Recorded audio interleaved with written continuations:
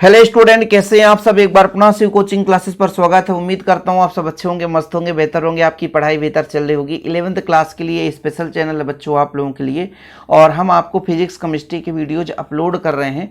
आप लोगों का प्यार और सपोर्ट बना रहे, बस आप लोगों का बस यही दुआ बना रहे बच्चों। बाकी आप लोगों का जो भी डाउट हो, आप लोगों के लिए जो भी टॉपिक पर आपको वीडियो चाहिए, कमेंट बॉक्स में आप लोग जरूर बताया करिए, आपके लिए वीडियो लाऊंगा।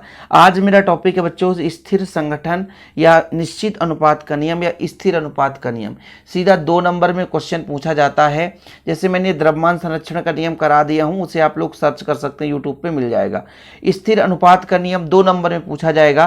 तो सबसे पहले आपको लिखना है कि इस नियम का प्रतिपादन सन 1799 में प्राउस्ट ने प्रस्तावित किया था। अब कुछ बच्चे कहेंगे कि सर ये जो नियम है ये सन जो है कुछ और हमारे बुक में दे रखा है, तो आप अपने बुक के आधार पर सन याद कर लो, मुझे कोई दिक्कत नहीं। लेकिन बच्चों हम लोग लगातार जिस बुक का प्रयोग कर रहे हैं उसमें सन 1799 ही है। किसी व्यक्ति ने नहीं देखा कि हाँ 1799 में ही प्रतिपादित किए, लेकिन लगभग ही सन रहता है, 100% श्योर नहीं रहता भाई साहब। इसलिए आप लोगों को ये सन तैयार कर लेना है, नहीं है तो सन नहीं लिखेंगे तो भी चल जाएगा। ऐसे लिख सकते हैं इस नियम का प्रतिपादन प्राउस्ट ने प्रस्तावित किया था, सीधा फंडा, या कि इस नियम का प्रतिपादन प्राउस्ट ने किया था, जिसके अनुसार देखो निश्चित अनुपात का नियम ये किसी न किसी यौगिक के लिए है, और बताया बस इतना गया है।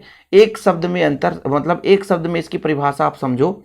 निश्चित अनुपात का नियम यानी कोई यौगिक हमेशा जो एलिमेंट से बना होता है उनके बीच जो अनुपात है निश्चित रहता है, यानी फिक्स रहता है, चाहे वो यौगिक कहीं से भी हम प्राप्त कर रहे हों। ठीक है, जैसे हम पानी की बात करते हैं, H2O की बात करते हैं। H2O मतलब आपका हाइड्रोजन, और यहाँ पे मैं आपसे कह दूं हाइड्रोजन और ऑक्सीजन जब आपस में मिलता है तो बनाता है H2O बच्चों। यहाँ पर 2 का मल्टीप्लाई कर दें, 2 मल्टीप्लाई यहाँ कर दें। अब यहाँ पर हाइड्रोजन और ऑक्सीजन का अनुपात देखें तो 2:1 है। मतलब हाइड्रोजन के 2 परमाणु और ऑक्सीजन के 1 परमाणु आपस में मिलकर के H2O का निर्माण किए हैं। ये जो हमारा हाइड्रोजन और ऑक्सीजन का संयोग है और H2O का जो हमें निर्माण प्राप्त हो रहा है, तो इसमें जो अनुपात है 2:1 मिला है।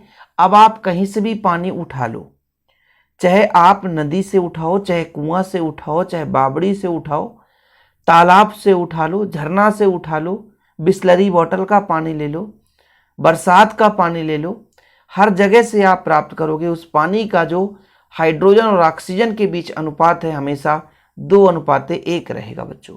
यही है प्राउस्ट का नियम, अर्थात स्थित अनुपात का नियम या स्थिर संगठन का नियम।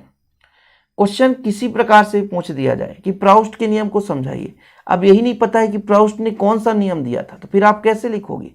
तो प्राउस्ट ने निश्चित अनुपात का नियम दिया, यानी स्थिर अनुपात का नियम जिसे कहते हैं, स्थिर संगठन का नियम। हम यौगिक कहीं से भी प्राप्त करें, यौगिक कहीं से भी प्राप्त करें, उनका अनुपात सदैव निश्चित रहता है। ठीक है बच्चों, चीजें क्लियर है।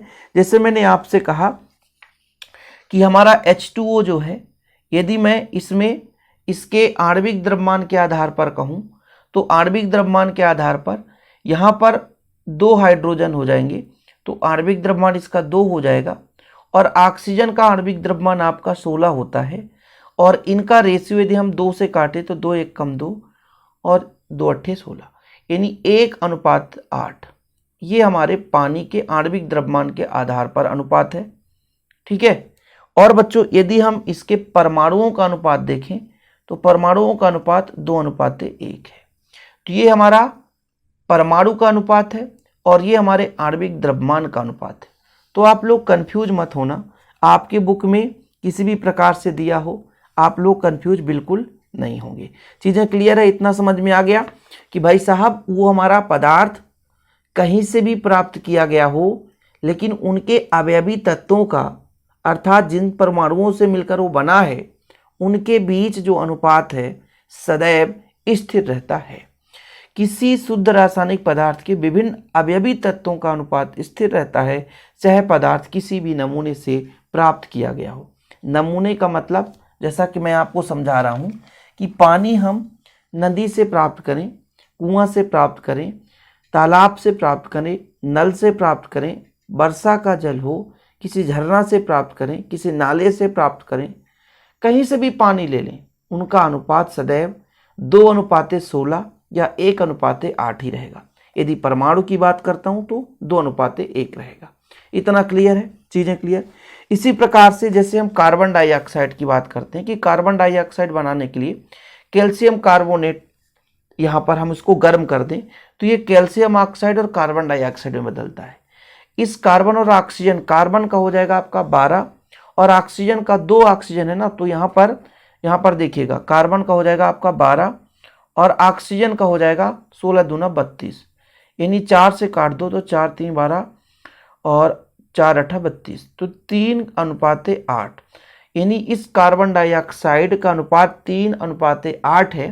चाहे कार्बन डाइऑक्साइड कहीं से भी प्राप्त कर लो, जैसे यहाँ पे कैल्शियम कार्बोनेट को गर्म किया गया तो हमें कार्बन डाइऑक्साइड मिला, सोडियम बाइकार्बोनेट को गर्म किया हमने HCl के प्रेजेंस में तो कार्बन डाइऑक्साइड मिला, कार्बन ऑक्सीजन को क्रिया कराया तो कार्बन डाइऑक्साइड मिला। लेकिन इन सभी के द्रव्यमानों का जो अनुपात है वो फिक्स है, वो 12:32 है, अर्थात 3:8 है। इसके अलावा भी प्रायोगिक रूप से कई सारे यौगिकों का अध्ययन किया गया। जैसे मैं आपको यहाँ पे थोड़ा सा कॉपर नाइट्रेट को गर्म करके बताता हूँ कि यहाँ पे मिलेगा कॉपर का ऑक्साइड। जैसे मेरे पास है बच्चों CuNO3 का होल ट्वाइस, इसको गर्म करते हैं तो कॉपर का ऑक्साइड मिलता है, NO2 अलग हो जाता है, साथ में ऑक्सीजन। इसकी बैलेंसी कराने के लिए 3 दूना 6 है, अभी हो नहीं पाएगा, यहाँ पे 2 है कॉपर हमारा यहाँ पर बच्चों, तो ऑक्सीजन अलग हो जाएगा। तो बैलेंसी कराने के लिए सबसे पहले हम नाइट्रोजन को देखते हैं। तो नाइट्रोजन हमारे पास 2 है, यहाँ पे 2 है ना, तो यहाँ पर यदि हम 2 का मल्टीप्लाई कर दें तो ऑक्सीजन कितना हो जाएगा, 2 दूना 4।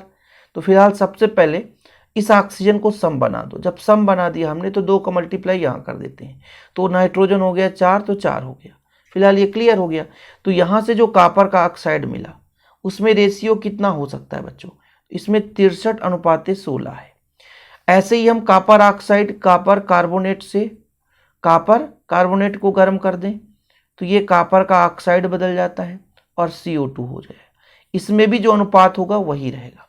या कि कॉपर हाइड्रोक्साइड है CuOH का होल ट्वाइस, इसको अपन गर्म करेंगे तो ये आपका कॉपर का ऑक्साइड बनेगा, इसमें भी वही रेशियो होगा।